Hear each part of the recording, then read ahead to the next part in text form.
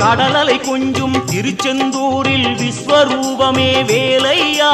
பழமுதி சோலை அறுபடை வீடும் புண்ணிய தரிசனம் முருகையா திருநீர் அணிந்து வரும் போது நெஞ்சில் நிம்மதி பிறக்குது கந்தையா சுகனே சிவனார் மகனே உன்னை பாட பாட சுகமாகுதையா வேல் முருகா அரோகரா அரோகரா வேல் முருகா